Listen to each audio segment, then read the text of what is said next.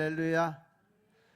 오늘 하나님 말씀 야고보서 5장 7절부터 11절의 말씀입니다.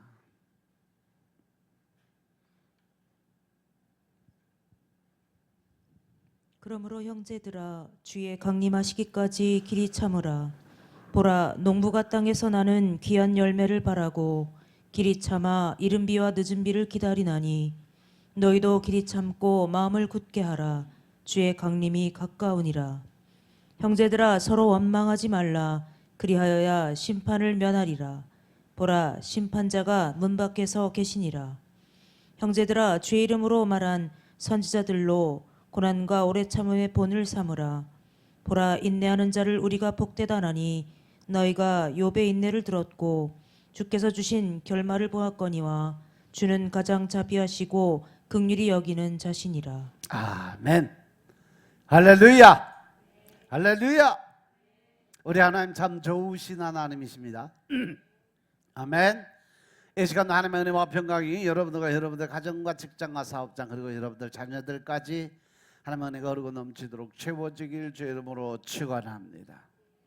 자, 우리 따라합니다. 나는 예수님 안에서 모든 사람들을 이해하고 용서하고 사랑하겠습니다. 자, 우리 선포 기도 드립니다. 나사렛 예수 이름으로 명하노니 내 안에 가난의 영, 채무의 영은 떠나갈지어다. 내 앞에 하나님의 축복을 가로막는 모든 악한 영들은 속히 떠나갈지어다. 내 죄로 인하여 나를 떠나갔던 모든 영권, 인권, 물권은 속히 회복되어 돌아올지어다. 아멘. 할렐루야. 이 시간도 하나님께 영광을 드리는 귀한 시간 되시길 주의 이름으로 축원합니다.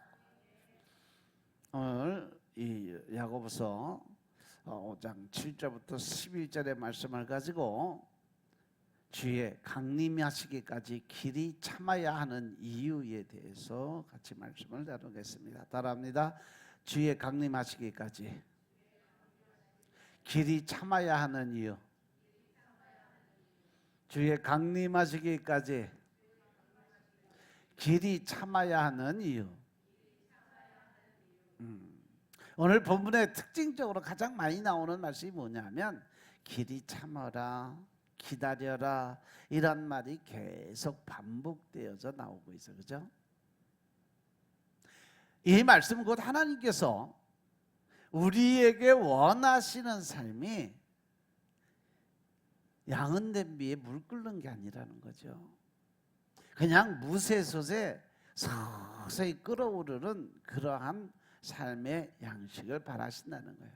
그래서 길이 참고 기다리고 인내하는 생활을 하기를 원한다라는 말씀을 깨닫으시기 바랍니다. 아멘. 그러면 구체적으로 어떻게 참아야 될까? 바로 하나님이 원하시는 건 주님이 재림하신 그때까지 길이 참아라. 즉 우리가 믿음 생활하는데 가장 근본적인 그 의미가 뭐냐면 마지막 때를 준비하는 삶을 살아가라. 믿으시면 아멘 합시다. 7절에 보면 그러므로 형제들아 주께서 강림하실 때까지 길이 참아라 라고 하셨어요. 참으라는 것은 인내하고 기다리라는 거죠. 견디라는 거예요. 그냥 부르르 그냥 주님 주세요 그러면 얼른 주고, 또 하나님 이것도 해주세요 그러면 이것도 얼른 해주고, 이러한 것이 아니라 우리들이 그만한 그릇이 됐나, 또 받을 그릇을 준비가 됐나, 또 받으면 얘가 어떻게 이것을 사용할 것인가 다 하나님이 재보고 알아보고 또 성품도 체크해보고, 그리고 나서 하나님의 뜻에 합당한 자가 되었을 때 하나님은 응답하신다라는 거예요. 그래서 참된 믿음을 가진 성도는 어떠한 고난이나 어떠한 어려움에 닥치더라도 다 하는 것이 있어. 이게 다 너 때문이야. 다 당신 때문이야. 이렇게 옆 사람을 비방하거나 원망하거나 시험에 빠져서 믿음을 떠나지 않고 오래 참고 견디고 묵묵히 기도드리면서 기다린다는 거죠. 어느 때까지? 하나님의 때가 이를 때까지 기다려야 된다는 거예요. 믿으시면 아멘 합시다. 믿으시면 아멘 합시다. 내가 계획하고 내가 또 뜻하고 내 방법이 아무리 옳다라고 할지라도 하나님이 노 하면 그건 절대로 이루어질 수 있는 일이 아니에요. 내가 아무리 급하고 내가 아무리 바빠도 하나님의 때가 차지 아니하면 결코 우리는 우리의 뜻대로 내 마음대로 내 계획대로 이룰 수 있는 것이 아무것도 없다라는 것을 깨달으시기 바랍니다. 아멘. 사람은 누구나 할 수만 있으면 험난하고 고생스러운 그 어렵고 힘든 길을 가기보다는 쉽고 편안한 길을 가기를 원해. 그죠? 누구나 다 똑같지 뭐. 솔직히 말해서 참고 인내하는 사람보다는 그냥 쉽게 타협해버리고 수단과 방법을 가리지 않고 쉬운 길을 택하고 나한테 유익이 없고 나를 귀찮게 하는 그러한 힘들게 하는 일들은 그냥 버려버린다는 거죠. 그게 어디서부터 보냐? 바로 태초에 가지고 있는 죄성에서부터 시작이 된 거예요. 아담의 원죄부터 시작이 된 거예요. 그들이 제일 먼저 마귀 사단이 사람에게 제일 먼저 죄성을 넣어줄 때 갖다 준 게 제일 처음에 갖다 준 게 뭐예요? 아담과 하와가 선악과를 본즉 뭐라 그랬어요? 보암직도 하고 먹음직도 하니까 그것을 따먹은 거 아니에요. 그럼 그 안에 들어온 게 뭐예요? 욕심, 탐심의 마음이에요. 아담의 원죄부터 마귀 사단이 사람들한테 심어준 첫 번째 죄성이 바로 욕심이고 탐심이에요. 그래서 어떠한 사람들이고 어떠한 모양의 사람들이라도 다 가지고 있는 본성 안에는 뭐가 들어있다? 욕심이 들어있고 탐심이 들어있어요. 그래서 자기 현실에 만족할 수 있는 그런 마음의 여유가 없어요. 좀 더 좋은 것, 좀 더 나은 것, 좀 더 편한 것, 이러한 식으로 계속 자기의 유익만을 위해서 살아가는 사람의 본성이 바로 욕심이고 탐심의 마음인 것임을 깨달으시기 바랍니다. 그러다 보니까 이 세상에는요, 그 사람도 나를 버릴 거야, 전에 그 사람도 나를 버렸으니까 이렇게 버림당한 상처를 안고 사람들로 넘쳐나는 거죠. 그래서 늘 근심 걱정이 들어와 있는 게 뭐냐 하면 어떠한 사람들에게 아니면 어떠한 그 무리들에게 배신당하고 배척당하는 자체를 싫어하는 거예요. 그래서 그것을 하지 않고 당하지 않기 위해서 늘 그들과 합류하고 합동해서 선을 이뤄가는 게 아니라 악의 축을 세워가게 되어 있다는 거죠. 그런데 로마서 12장 17절의 말씀을 보시면 하나님이 하나님의 마음을 가지라고 하세요. 그러므로 너는 아무에게도 악으로 악을 갚지 마라. 모든 사람 앞에서 선한 일을 도모해라. 그리고 나서 할 수 있거든 너희로는 모든 사람과 더불어 어떻게 해라? 화목해라, 평화해라, 친하게 지내라 라고 말씀하세요. 즉 너희들이 가지고 있는 그 욕심과 탐심의 마음을 가지면 아비규환의 삶을 살 수밖에 없다. 하지만 너희가 너희의 그 악한 마음을 내려놓고 그 악한 마음을 가진 사람들에게 선을 베풀어 주고 선의 진리를 알고 깨닫게 만들어 주고 그러므로 인해서 그들이 변화되는 삶을 살게 만들어 주면 그 모든 사람들과 더 화목한 삶을 이룰 수 있는 계기와 조건을 가질 수 있다라고 말씀하셨음을 깨달으시기 바랍니다. 아멘. 믿으시면 아멘 합시다.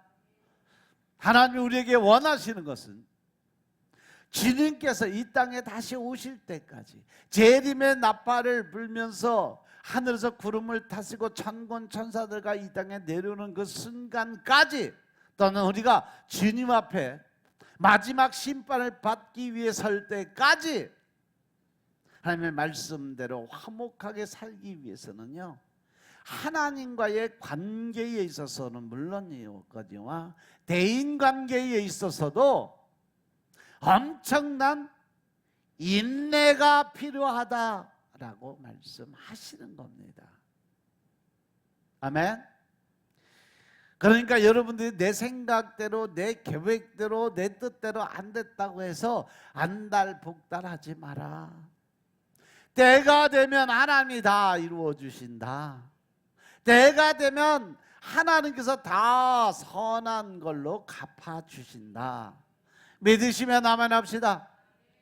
그러니까 여러분들이 여러분들의 삶에 대해서, 여러분들이 가지고 있는 조건에 대해서, 여러분들의 생각에 대해서 내 뜻대로 내 마음대로 안 됐다고 그래서 한달복달하고 또 그것으로 해서 하나님에 대한 원망과 불평의 삶을 살지 마라. 모든 것은 때가 있고 그 때는 하나님의 때가 돼야, 그때야 하나님이 일을 하시고 그 뜻이 이루어진다는 사실 명심하시기 바랍니다. 그래서 그 참고 인내하는 방법의 예를 들어서 7절의 말씀을 보면 농부의 인내를 비유로 들어 말씀하십니다. 그 인내가 농부의 인내를 배워야 된다라는 말씀을 주세요. 보라, 농부가 땅에서 나는 귀한 열매를 바라고 길이 참아서 이른 비와 늦은 비를 기다리나니. 할렐루야, 할렐루야. 농부는요, 봄에 씨앗을 뿌려놓고 그것이 잘 자라서 성장해서 가을에 열매를 맺을 때, 그때까지 이 추수할 가을을 바라보면서 봄과 여름 동안 열심히 땀을 뻘뻘 흘리고 일하면서 묵묵히 그 하나님의 때를, 열매와 가시를 맺을 때를 기다리고 계신다는 사실 명심하시기 바랍니다. 아멘. 하지만 이러한 농부의 인내는 아무런 의미가 없는 막연한 기다림이 아니라 시편 126편 5절 6절에 보시면요, 눈물을 흘리며 씨를 뿌리는 자는 무슨 단을 거두어요? 기쁨의 단을 거두게 만들어 주겠다. 울며 씨를 뿌리러 나가는 자는 정녕 기쁨으로 그 단을 가지고 돌아오게 만들어 주겠다 약속하신 하나님의 말씀을 믿으시기 바랍니다. 여러분들이 하나님의 일에 대해서, 또 하나님의 뜻에, 하나님의 그 일하심에 대해서 길이 참고 기다리는 그것이 결코 하나님을 헛되게 보내는 게 아무것도 없을 것이다 라고 말씀하세요. 반드시 내가 너희로 그 열매의 과실을 먹게 해주겠다는 거예요. 눈물을 흘리며 씨를 뿌리는 자, 그것은 바로 기쁨의 단을 취하기 위한 하나의 방법이고 수단이다 라고 말씀하시는 거예요. 믿으시면 아멘 합시다. 믿으시면 아멘 합시다. 울며 씨를 뿌리러 나가는 자는 정녕 기쁨으로 그 단을 가지고 돌아오리라. 할렐루야. 하나님께서는요, 울며 씨를 뿌리러 나가는 자는 정녕 진짜 단언코 절대 변하지 않는 진리는 바로 그가 기쁨으로 단을 거둘 수 있는 걸 내가 만들어주겠다 약속하신다는 거죠. 믿으시면 아멘 합시다. 근데 여러분들은 그냥 씨를 뿌려놓고 이제 씨를 뿌렸으니까 열매 거두러 가자, 때도 안 됐는데 그 열매부터 바라고 매일 안달복달하고 있으니 그 열매들이 자랄 수 있겠냐고. 속 터져서 못 자라.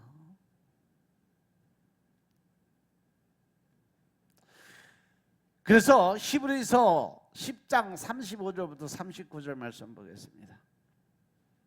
히브리서 10장 35절부터 39절의 말씀. 그러므로 너희 담대함을 버리지 말라. 이것이 큰 상을 얻느니라. 너희에게 인내가 필요함은 너희가 하나님의 뜻을 행한 후에 약속을 받기 위함이라. 잠시 잠깐 오면 오시리가 오시리니 지체하지 아니하시리라. 오직 나의 의인은 믿음으로 말미암아 살리라.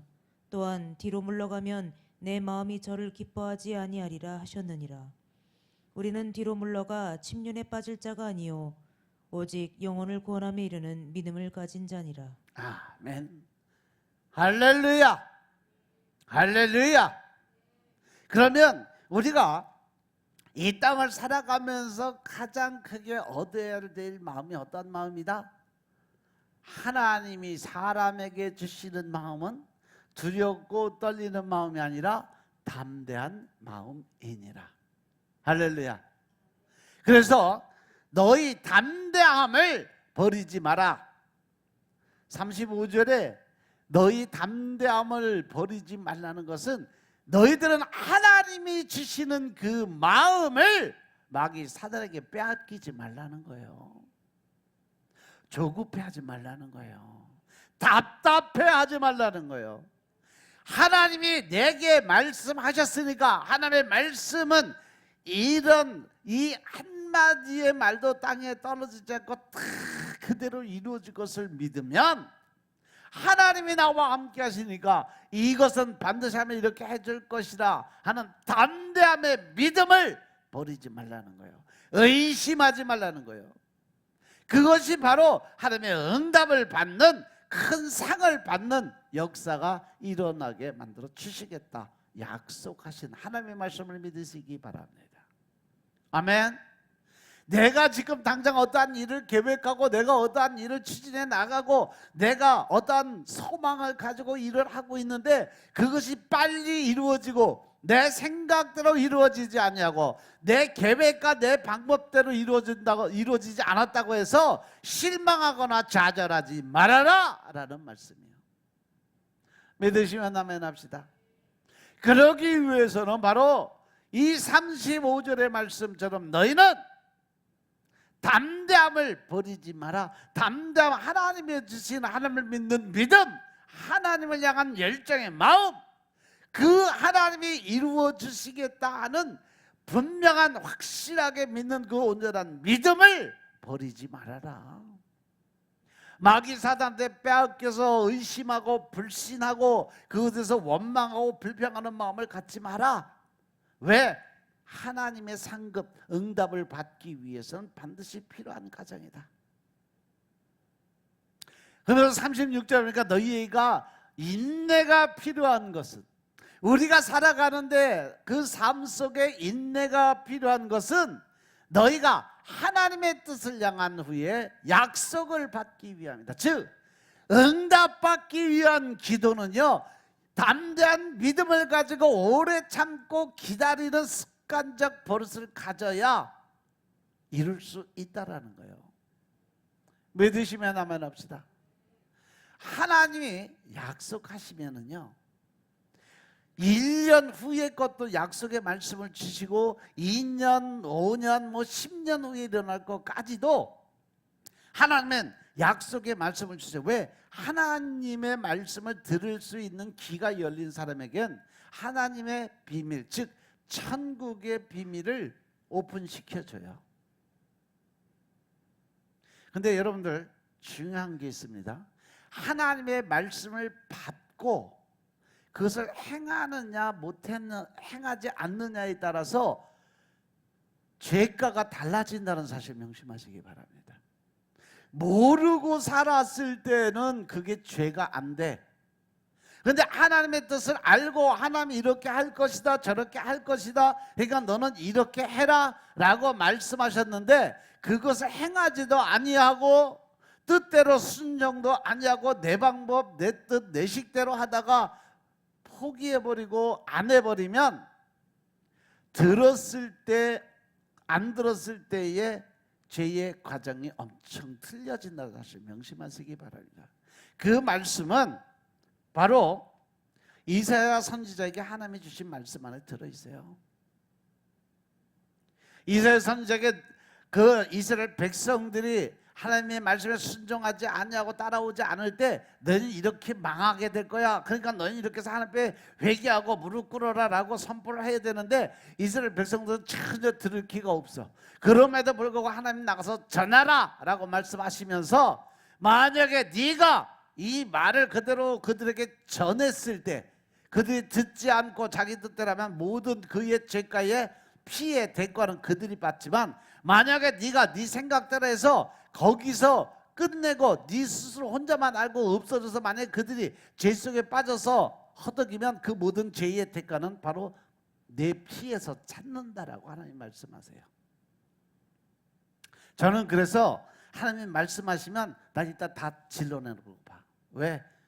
그래야 나한테 여러분들이 말 안 듣고 뺀질거려도 그 죄는 나한테 안 따지지 하나님이 본인한테 따지게 해야지. 그래서 하나님 말씀하시면 바로바로 전해줘. 나는 듣는 사람들이 듣는 귀가 있든지 없든지 일단은 선포를 해. 왜? 거기까지가 내 사명이니까. 근데 본인들이 그것을 받아들이고 인정하느냐 못하느냐 그거는 본인들이 하기 나름이에요. 명심하시기 바랍니다. 너희에게 인내가 필요한 것은 너희가 하나님의 뜻을 향한 후에 약속을 받기 위한 거라는 거. 하나님의 응답을 받는다는 것은 내가 끝까지 하나님만을 바라보고 담대한 믿음을 가지고 온전히 주님을 바라봤을 때 얻는 상급, 이것이 바로 응답인데 그 약속의 응답은 인내가 필요하다는 말씀이에요. 그래서 잠시 잠깐 오면 오시리니 지체하지 않는 하나님의 때도요 오래 걸리지 않는다는 거예요. 하나님은 잠깐 후에 반드시 오시겠다 약속하셨음을 깨달으시기 바랍니다. 이것은 마지막 지구의 멸망 이것 때가 아니라 바로 여러분들 기도드리는 기도의 응답이 바로 그렇게 오래 지체하지 않냐고 오게 될 거라고 말씀하시는 거예요. 믿으시면 아멘합시다. 믿으시면 아멘합시다. 그래서 오직 나의 의는 믿음으로 말미암아 살게 될 거야. 그러면서 여기서 아주 중요한 말씀을 하십니다. 38절 정신 안 차리냐? 오직 의인은 오직 나의 의인, 즉 다시 말해서 이신 칭의를 받아서 하나님께서 의롭다 칭함을 받은 사람들, 온전한 회개를 통해서 십자가의 구속과 대속의 은혜를 통해서 죄사함을 다 받고 난 이후에 하나님께서 의롭다 칭함을 해준 그 사람들, 오직 나의 의는 하나님의 의롭다 칭함을 받는 하나님과 하나님의 어떤 하늘의 백성으로 인정받은 사람들의 모습은 믿음으로 말미암아 사는데 그 뒤에 또한 뒤로 물러가면 내 마음에 저를 기뻐하지 아니하리라. 이 말씀은 뒤로 물러간다는 것은 내가 과거로 돌아가면 다시 마귀 사단한테 끌려서 세상의 욕심과 이생의 그 자랑을 위해서 살아가는 삶으로 돌아간다면 또다시 하나님의 의를 저버리고 욕심과 탐심의 마음으로 살아간다면 하나님을 믿는 것도 아니고 세상을 따라가는 것도 아니고 한 발은 성전에 넣어놓고 한 발은 세상에 발을 디뎌놓고 박쥐 인생을 살아가는 그러한 사람들, 이러한 사람들이 바로 뒤로 물러가는 자들의 모습이에요. 근데 그 모습은 하나님께서 결코 기뻐하지 않는다고 하시면서 우리는 뒤로 물러가서 침륜에 빠질 자가 아니다 이 말이에요. 절대 너희는 뒤로 물러서지 마라. 돌아서면 하나님을 기뻐하지 않는다라고 말씀하셨음을 깨달으시기 바랍니다. 그래서 우리가 살아가기는 오직 영혼을 구원함에 이르는 믿음을 가진 자로 살아가야 된다. 그만큼 내가 나가서 복음을 전하고 전도의 사명을 감당하고 하나님의 기뻐하시는 일을 하기 위해서는요, 우리가 온전한 믿음을 가지고 흔들리지 않는 믿음을 가지고 사는 모습을 보여야, 그래야 우리가 제대로 복음 전도 사명을 감당할 자로 설 수 있다라는 말씀인 것임을 깨달으시기 바랍니다. 아멘. 너희가 담대함을 버리지 마라 라고 그래서 말씀하시는 거예요. 그 담대함을 버리지 말아야 상을 얻을 수 있다라고 말씀하세요. 너희가 인내가 필요한 것은 너희가 하나님의 뜻을 향한 후에 약속을 받기 위한 거라고 말씀하십니다.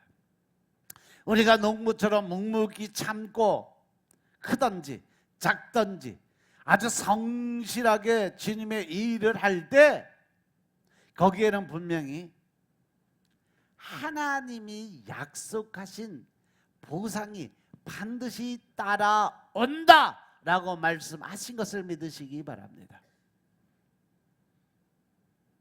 안 받아먹네. 끝까지 입 다물고 있는 사람들은 뭐요? 주든지 말든지, 주면은 고맙고 안 주면 그냥 내가 알아서 대충 살지 뭐 그거요. 말씀이 선포되면 아멘 아멘으로 받아버리시기 바랍니다. 그래야 여러분들 거 돼요. 세 번째로, 그래서 우리는 모든 것을 이루기 위해서 마음을 굳건하게 잡아야 된다라는 것을. 8절에 보시면 너희도 길이 참고 마음을 굳게 하라고 하셔요. 주의 강림이 가깝다라고 말씀하세요. 마음을 굳게 하라는 이 말씀은 마음을 한 곳에 고정시키다라는 의미를 가지고 있어요. 즉 오직 하나 예수 그리스도의 십자가만을 바라보고 나아가라 라는 말씀이 들어있음을 깨달으시기 바랍니다.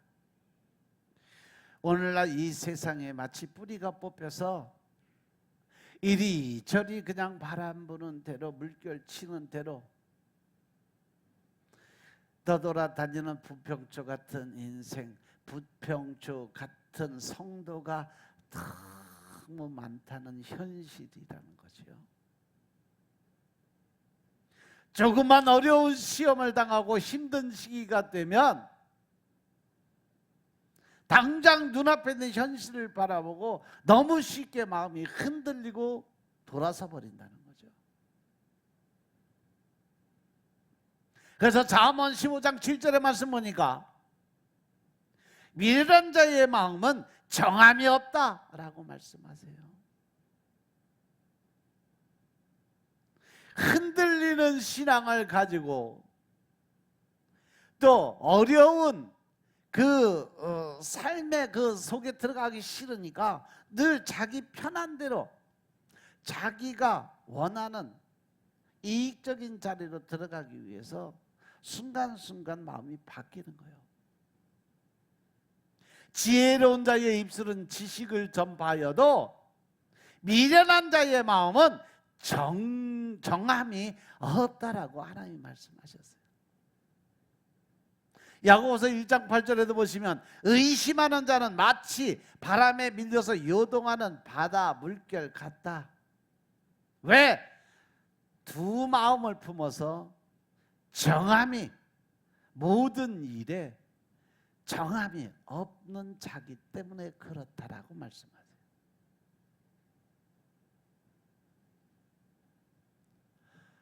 하나님의 사람들이 아니라 세상의 그 삶을 살아가는 사람들의 마음은 늘 이렇게 정함이 없이 이리저리 흔들리고 때에 따라 순간적으로 변하고 이러한 삶을 살아가는 것이 바로 세상에 물들어 살아가는 사람인 것임을 깨달으시기 바랍니다. 하나님의 어떠한 일에 대해서 설명을 해주시고 그 일에 대해서 결정을 해주시면 오직 그거 하나만 바라보고 나가시기 바랍니다. 세상 것과 같이 겸비해서 나가려고 하지 마시기 바랍니다. 오직 하나님은 하나님의 방법대로만 일한다는 사실들 명심하시기 바랍니다. 현실에 내가 조금 손해보는 것 같고 현실에 내가 조금은 많이 그것에 대해서 부족한 것이 있다 할지라도 하나님은 결코 하나님의 자녀들이 손해보는 일은 결코 안 시킨다는 거죠. 내가 인내하고 노력하고 수고한 만큼의 100배, 1000배의 수고의 대가를 지불하시는 하나님이신 것을 믿으시기 바랍니다. 그래서 믿음의 뿌리가 없는 사람은 아주 사소한 시험이 와도 믿음의 뿌리가 흔들리고 부부의 그 문제가 발생을 해도 하루에 수십 번 이혼을 생각하고 교회에서 시험이 들면 이 교회 저 교회 그냥 정함이 없이 부평처럼 흘러다니는 사람들이 이제 습관적 버릇이에요. 근데 그 사람들이 잘 되냐? 아니요. 그럴 수는 없어요. 왜? 하나님의 방법이나 하나님의 뜻은 결코 그러한 일을 기뻐하지 아니하시니까.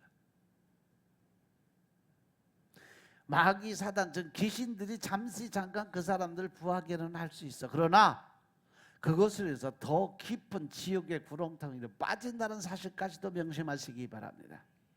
아멘. 그러나 믿음이 큰 사람은요 시편 1편에 보면 나와요. 복 있는 사람들의 모습.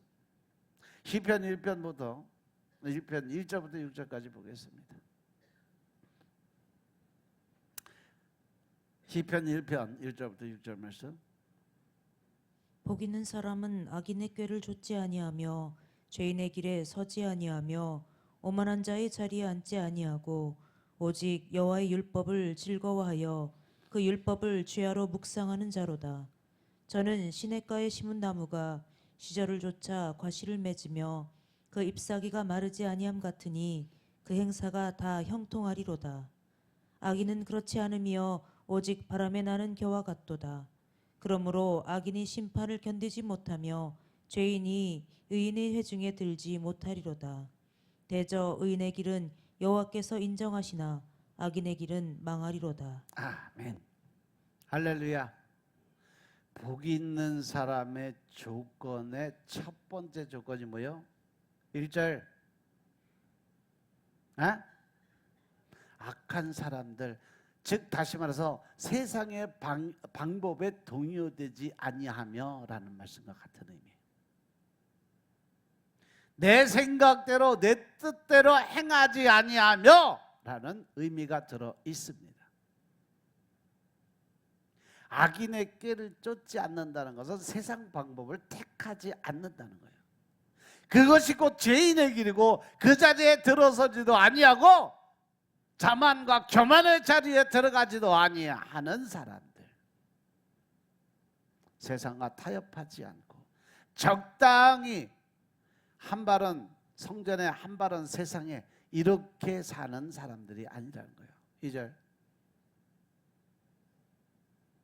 복이 있는 사람의 모습의 본질 첫 번째가 바로 오직 여호와의 율법을 즐거워 하나님의 말씀을 주야로 묵상하며 늘 하나님과 동행하는 삶을 살아가는, 그래서 하나님의 방법대로 하나님의 뜻대로 모든 일을 하나님이 원하시는 대로 그 일을 행하고 따라오는 자들이 복 있는 사람들이다.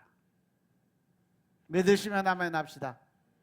그 복이 어느 정도냐? 마치 시냇가에 심은 나무가 철을 따라 열매를 맺고 잎사귀가 마르지 않는 것, 즉 끊이지 않는 생수의 공급을 받을 수 있는 자리에 있는 사람들. 믿으시면 아멘 합시다. 그래서 하나님이 그가 하는 일마다 형통의 복을 주시는 일이 생긴다. 성경에 누가 그 형통의 복을 받았어요? 창세기 나오잖아. 누구요? 요셉이잖아. 하나님께서 요셉에게 형통의 복을 주심으로 그가 하는 일마다 그 손에 하나님이 복을 주셔서 하는 일마다 다 형통한 복이 임했다. 하는 것마다 그가 손대는 것마다 다 잘 되는 축복을 주셨다. 그래서 그가 어디까지가?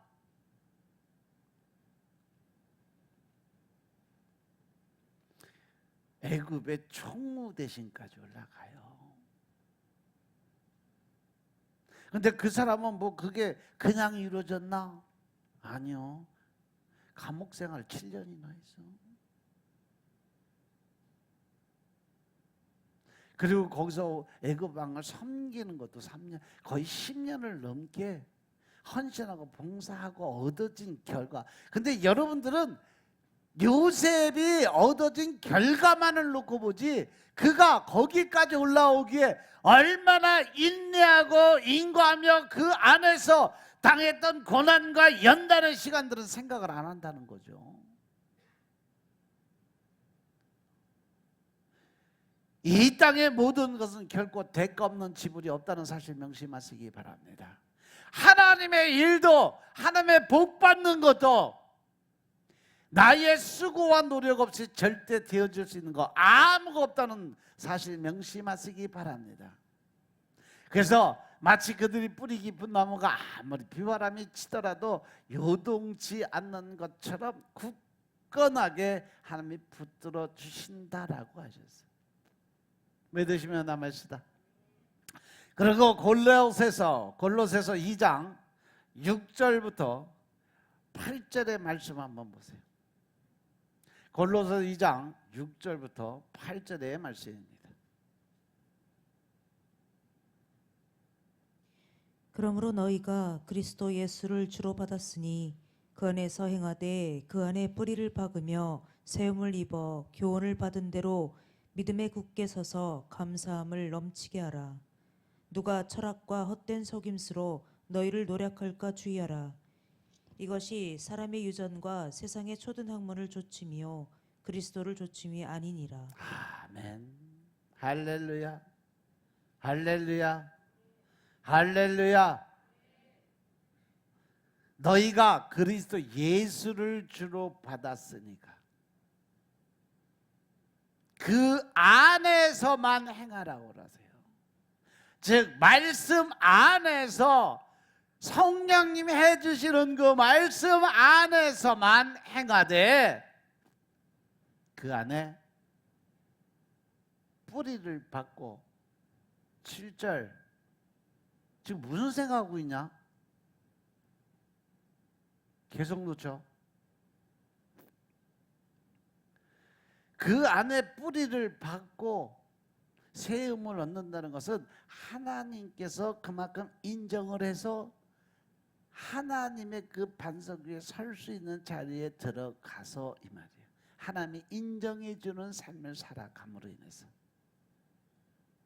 그래서 하나님이 주시는 교훈을 받은 대로 믿음 위에 굳게 서서 그 다음에 우리가 드려야 될 게 뭐예요? 감사함의 삶을 살아라. 믿음의 가장 크게 하나님이 늘 우리에게 강조하시고 요구하시는 삶은 감사드리는 삶을 살라는 거예요. 그 감사의 마음이 모든 신앙의 기초를 이루어 가신다는 사실이죠. 그런데 여러분들 하나님한테 늘 감사하는 마음을 하루에 하나님 앞에 최소한 몇 번이나 감사를 드릴까 한번 돌아보세요. 오늘 10번 이상 감사드린 사람, 하나님한테 감사 기도 드린 사람? 한 사람? 최소한 하루에 50번에서 100번 정도는 감사 드려야 감사 생활을 하는 거예요. 하나님 그랬잖아요. 항상 기뻐하고 시짐하고 기도 드리고 그 다음에 뭐예요? 범사에 범사라는 건 모든 일, 잘된 거, 못된 거, 틀어진 거, 삐뚤어진 거, 그것조차도 감사하라. 왜? 그보다 더 안 되게 하나님이 그나마 뒤에 어렵고 힘든 거 막아준 거니까. 믿으시면 아멘 합시다. 믿으시면 아멘 합시다. 그래서 감사의 생활하라는 겁니다. 범사에 감사하라. 8절에 보니까 누가 철학과 헛된 속임수로 너를 노력할까, 뺏어갈까, 훔쳐갈까. 철학과 헛된 속임수라는 것은 바로 세상의 방법, 사단 마귀가 유혹하는 방법으로 너희를 속이지 않게 늘 영적으로 깨어 있으라고 강조하신다는 사실 명심하시기 바랍니다. 이것이 사람의 유전과 세상의 초등학문을 쫓아가는 방법이다. 세상을 쫓아가고 사람의 방법을, 환경 조건을 따져가는 그 삶은 그리스도를 쫓는 그러한 삶이 아니다 라고 아주 못을 탁 박아버렸어요. 그러니까 적당히 타협하고 이 정도 하면 되겠지, 이 정도 하면 하나님도 이해하시겠지, 어린 반포너치도 없는 소리 하지 마라. 하나님은 우리의 온전한 전심을 다 원하시는 사실 명심하시기 바랍니다. 우리가 믿음의 뿌리를 단단히 내리고 마음을 굳게 잡아 끝까지 참고 인내를 할 수 있는 것은 바로 하나님의 영이 내 안에 들어오시고, 또 지금 본문의 말씀처럼 하나님의 때가 가까웠기 때문인 것임을 깨달으시기 바랍니다. 마태복음 24장 13절에 보시면 그러나 끝까지 견디는 자가 구원을 받는다. 이 천국 복음이 모든 민족에게 증거되기 위해서 온 세상에 전파되리니 그제야 끝이 오겠다. 하나님이 주신 말씀대로 알파와 오메가 되시는 하나님, 처음 시작하신 하나님이 마지막 끝까지 가신다. 이 말씀은요, 세상의 종말에 대한 말씀을 하시면서 마지막으로 정리하시면서 하신 말씀이 알파와 오메가입니다. 그런데 그 말씀을 하나님이 저한테는 어떻게 풀어주셨냐면, 내가 택한 백성, 이스라엘 백성들이 변할 때까지, 내가 처음 택한 그들이 오메가 마지막에 변할 때까지 하나님이 일하신다.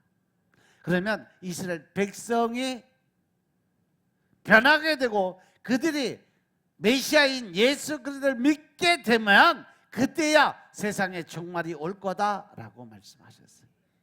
믿으시면 아멘 합시다.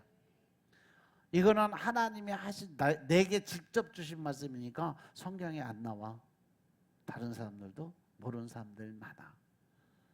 여러분들이 가서 우리 목사님이 이렇게 얘기했다 그러면 또 2단 3단 시비 걸고 싸맞자고 덤비는 사람들 많이 생길 거예요. 근데 그거는 하나님이 하신 말씀이니까 하나님 방법으로 풀어 가시겠지. 하나님이 그랬어요. 알파와 처음이요 오메가 나중이신 하나님. 그 하나님은 이스라엘 백성을, 내가 처음 택한 그 이스라엘 백성이 마지막 때에 나를 믿는, 예수를 믿는 그때까지 복음이 전파가 되는데, 그들이 변화돼서 메시아이신 예수를 믿게 되는 그때가 세상의 종말이 될 거다 라고 말씀하셨는데, 이스라엘 백성들 절대 안 변할 것 같거든요. 지금은 계속 변하고 있다는 사실 명심하시기 바랍니다. 이스라엘의 본노계인 이 예수를 믿는 사람들의 수가 날로 수를 더하니, 사도행전의 그 삶이 지금 이스라엘의 역사를 하고 있습니다. 믿으시면 아멘 합시다. 사도행전을 통해서 세상의 복음이 전파가 됐고, 그 사도행전을 통해서 마지막에 정리가 될 수 있다는 사실 명심하시기 바랍니다. 아멘. 우리가 집을 지을 때 필요한 시멘트를 한번 생각해 보면, 시멘트는 그대로 있을 때 그냥 입으로 훅 불어도 다 날아가요. 그죠? 아주 나약한 모습이 세면가루 모습이에요. 그런데 그 세멘트에 가루에 물을 부으면 그리고 그것이 굳어지면요, 망치로 때려도 안 부서져요.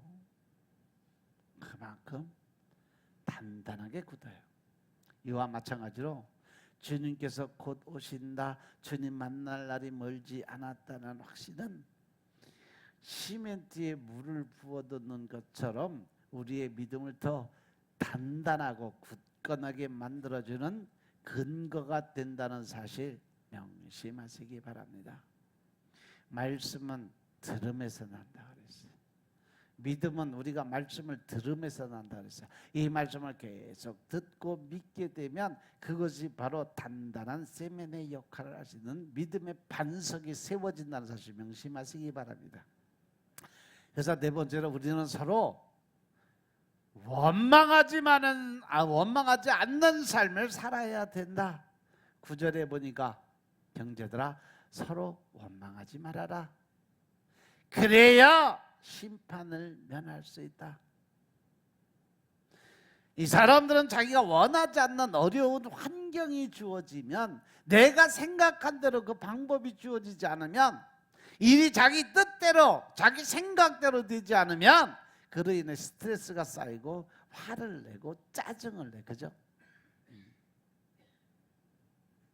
그럴 때 제일 먼저 드는 생각이 뭐냐? 상대방에 대한 원망과 불평, 시비가 제일 먼저 올라와. 그죠? 저 인간만 없으면 내가 그냥 잘 될 수 있을 텐데, 저 인간 때문에 내가 되는 일이 없어. 저 인간만 없으면 내 이 어려운 문제들이 다 해결될 텐데, 괜히 쓸데없는 원망과 불평이 쏟아져.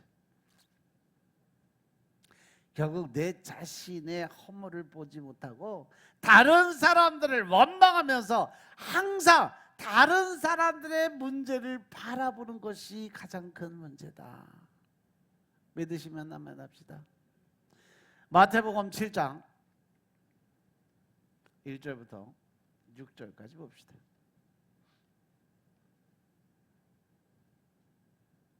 비판을 받지 아니하려거든 비판하지 말라. 너희의 비판하는 그 비판으로 너희가 비판을 받을 것이요 너희의 헤아리는 그 헤아림으로 너희가 헤아림을 받을 것이니라. 어찌하여 형제의 눈 속에 있는 피는 보고 내 눈 보는 내가 그 마이크 쓰지 말라 했지? 들보 마이크 바꿔줘.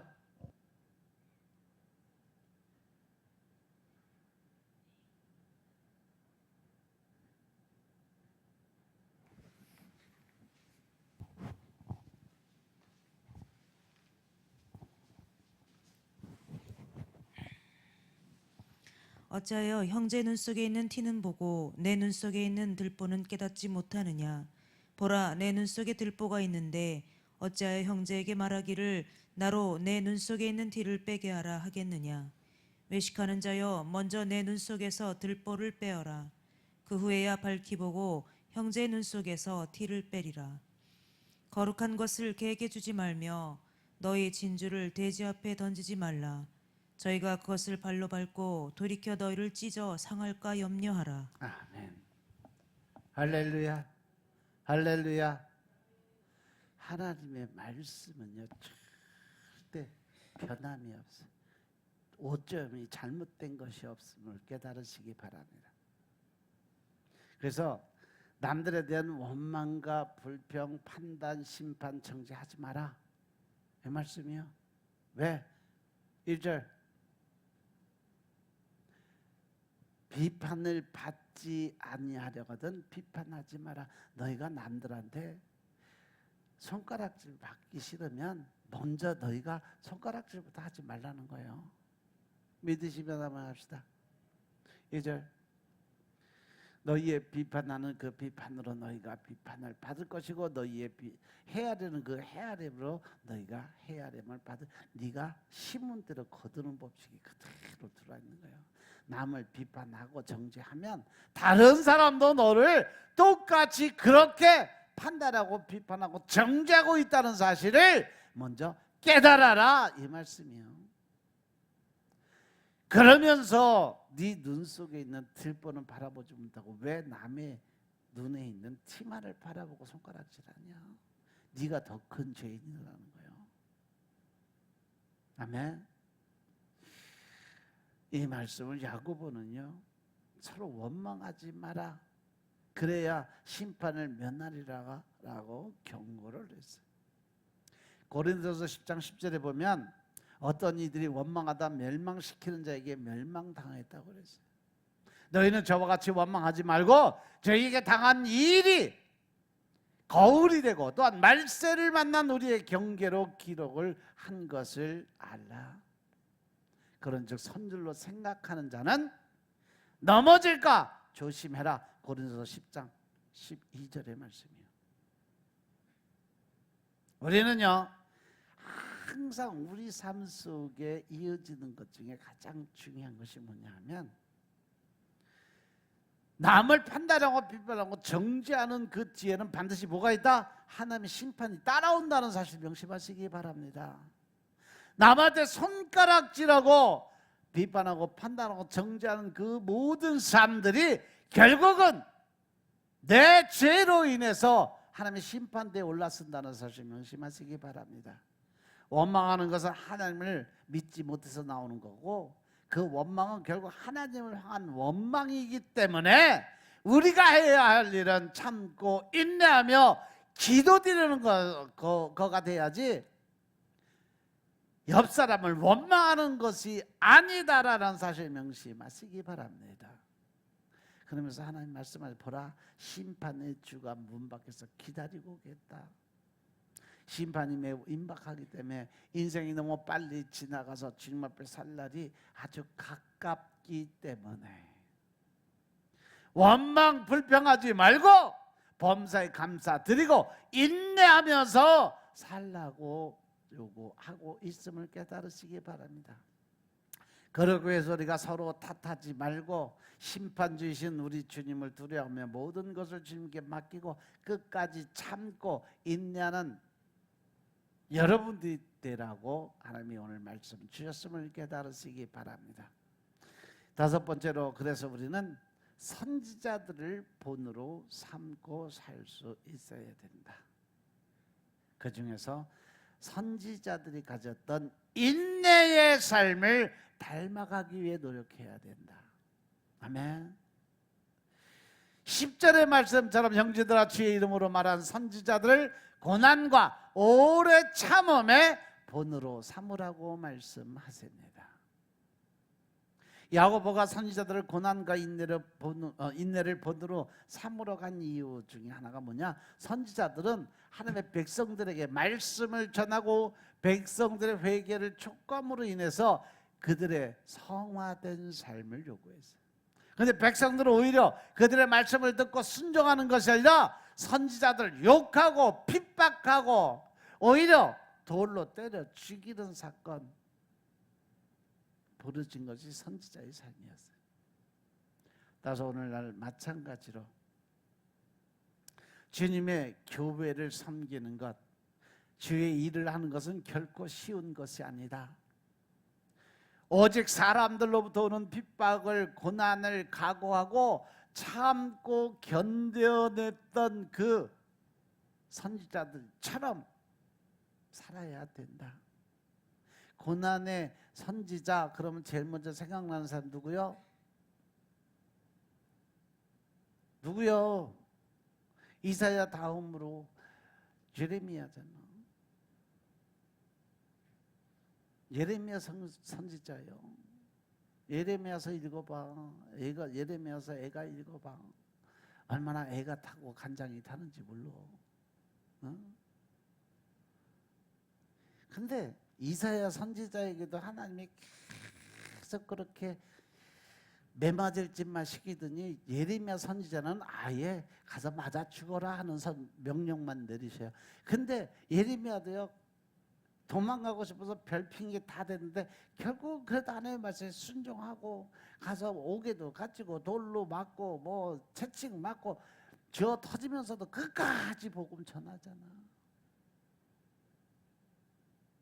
근데 하나님이 예레미야가 그렇게 미워서 맞아 뒤져라 그러고 했나? 아니요. 그만큼 사랑했기 때문에. 그거 아니면 안 되었기 때문에. 그래서 그를 가장 좋은 자리로 세워주셨음을 믿으시기 바랍니다. 마태복음 5장 11절 이하에 보니까 나를 인해서 너희를 욕하고 핍박하고 거짓으로 너를 거스려 악한 말을 할 때 너희에게 복이 있다. 왜? 그걸로 인해서 너희가 기뻐하고 즐거워해라. 이 땅에서 받지 못한 모든 상급은 하늘에서 더 크게 받게 될 거다. 그러면서 너희 전에 있던 선지자들이 이같이 핍박을 당하였다라고 이야기했어요. 우리가 하나님이 일을 때 끝까지 참고 충성하면 뭘 받는다 그랬어요? 생명의 면류관을 받게 돼요. 그래서 야고보는 인내의 가장 좋은 본이 되는 욥을 예로 들어서 설명을 했죠. 11절에 보라, 인내하는 자를 우리가 복되다 하나니 너희가 욥의 인내를 들었고 주께서 주신 결말을 보았거니와 주는 가장 자비하시고 긍휼히 여기시는 이시라라고 말씀했어요. 욥기서 1장 21, 22절에 보시면 내가 모태에서 알몸으로 나왔은즉 또한 알몸이 그리로 돌아갈지라. 우리 인생의 가장 표변적인 모습을 보여줬어. 그러면서 고백을 합니다. 주신 이도 하나님이시오. 또 걷어가시려는 자도 하나님이시니까 여호와의 이름이 찬송을 받을지어다 라고 말씀하셔서 이 모든 일에 욥이 범죄치 아니했다 그랬어요. 그리고 하나님을 향해서 어리석게 원망하지 아니했다라고 설명했어요.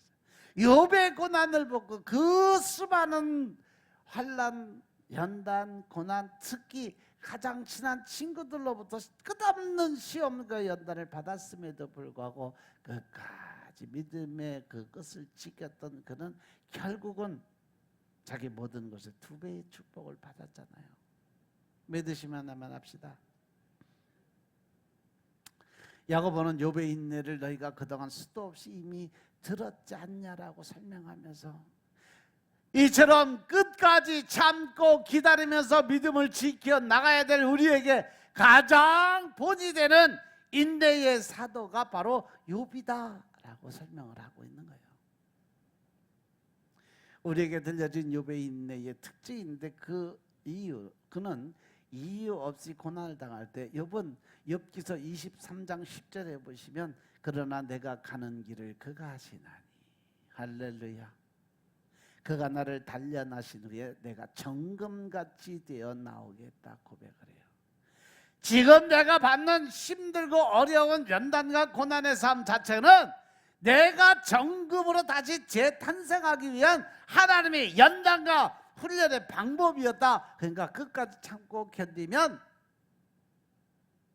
하나님이 정금같이 나를 들어 쓰겠다라고 말씀하는 거예요. 욥의 인내가 결국 하나님의 축복을 기다며 그냥 참고 기다렸다는 거예요. 고난을 견뎠던 욥의 믿음의 원동력은 결말을 예비하신 하나님을 믿는 믿음의 확신이었다는 사실 명심하시기 바랍니다. 아멘.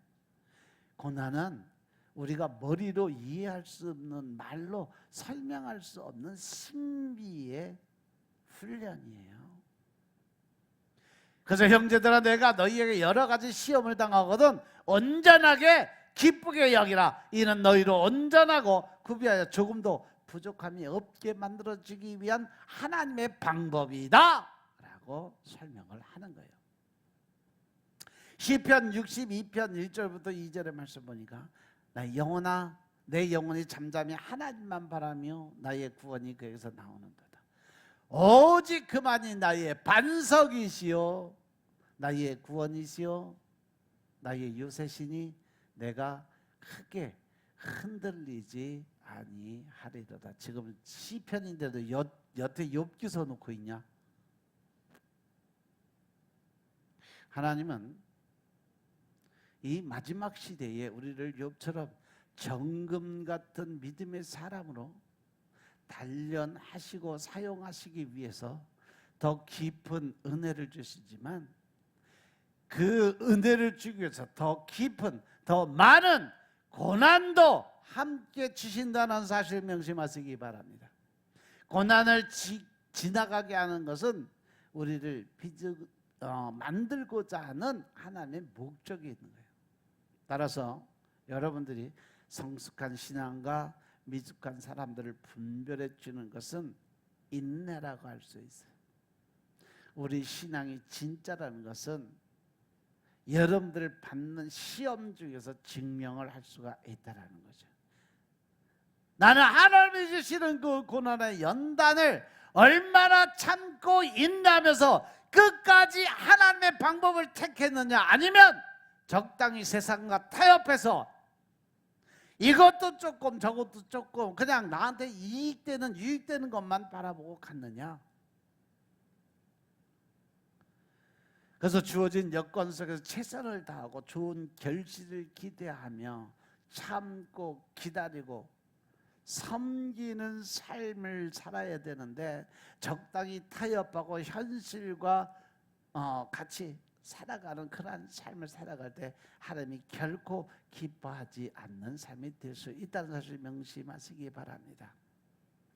그래서 우리는 하나님의 축복을 기대하면서 욥처럼 인내하시고 최고의 축복을 누릴 수 있는 대전 세임교회 성도들이 다 되시길 주의 이름으로 축원합니다. 아멘. 기도드리겠습니다. 아버지 하나님 감사드립니다.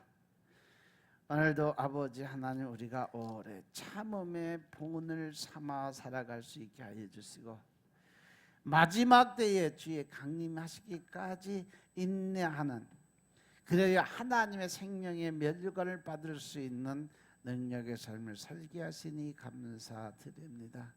늘 신령과 진정의 마음 안에서 주님을 바라보게 역사하여 주시고, 주님의 뜻 안에서 우리가 쓰임받는 도구의 삶을 살 수 있도록 도와주시니 감사합니다. 늘 신령과 진정의 마음으로 하나님의 의를 드러내게 축복하옵소서.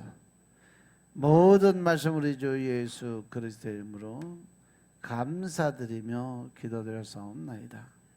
아멘.